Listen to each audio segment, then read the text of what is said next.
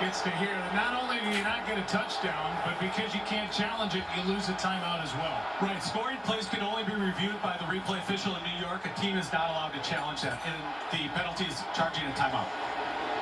So they're down to 1. And a 27-yard drive by Boswell gives the Steelers a 3-point lead. And we'll welcome you inside the broadcast booth. Joe Buck, Troy Aikman, Lisa Salters down on the field. Russell York, who's been busy already. This has been kind of an odd game. I mean, seemingly able to move the ball at will are the Steelers, but so far no touchdowns and a 3-point lead. Yeah, 200 yards of offense. They've had no problems moving the football, and yet they've had to settle for 3 field goals. They're over there thinking it should be 21-6. And yet that play, George Pickens, he did the hard part, which he seemingly always does. He made the strong catch, and then to not be able to get his foot down or just not be aware of it, whatever the case might be, hard to believe you can make that play and not get your feet down. But nevertheless, a win for the New York Giants, as I've said. I mean, they've got to be absolutely thrilled. The things we've talked about coming into this game as far as what had to happen for them to be able to be in this game in the fourth quarter with a chance to win. So far, everything's gone their way. Steelers with 3 possessions, almost 200 yards of offense, no touchdowns, and 1 loss to a penalty and 1 loss to replay assist. And the Steelers, who come in at 5-2, leading the AFC North, lead by 3. They're letting the Giants hang around.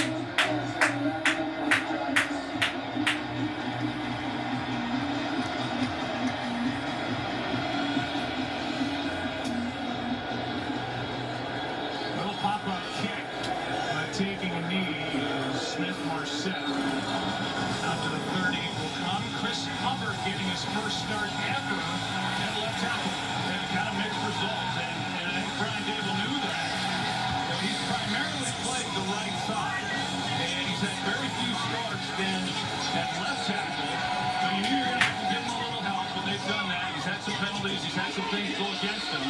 But I would expect, as we move through this second quarter and then in through the second half, as he gets more and more settled in, that he'll hit his stride a little bit like Josh Azudu did last week. Started off tough and then settled in that game as it went along. Giants have 2 tight ends to the right side where TJ Watt is. They handle 1, and a handoff to Tracy gets only 1. We haven't seen 3 from TJ Watt so far tonight. Yeah. Yeah, they're going to make sure that he's covered up. And when you think of TJ Watt, you always think of him getting after the quarterback, strip sacks, all those big plays. But he's an outstanding run defender as well. And teams simply, for the most part, as soon as I say it, the Giants will, they don't run at him either. Here he is, and that's typically where he lines up. Tracy stays on the other side. He's able to cross the 35. Third down coming up.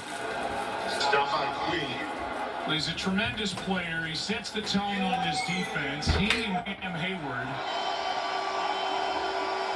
as good as it comes. Hayward's playing some of his best football in a long time at the age of 35. Year 1 of a new 3-year deal. He's on the sideline while the Giants face 3rd and 3.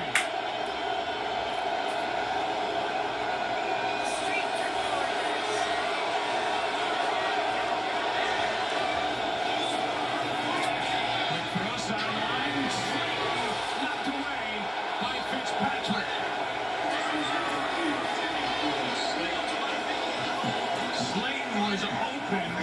The throw was high, and Fitzpatrick able to knock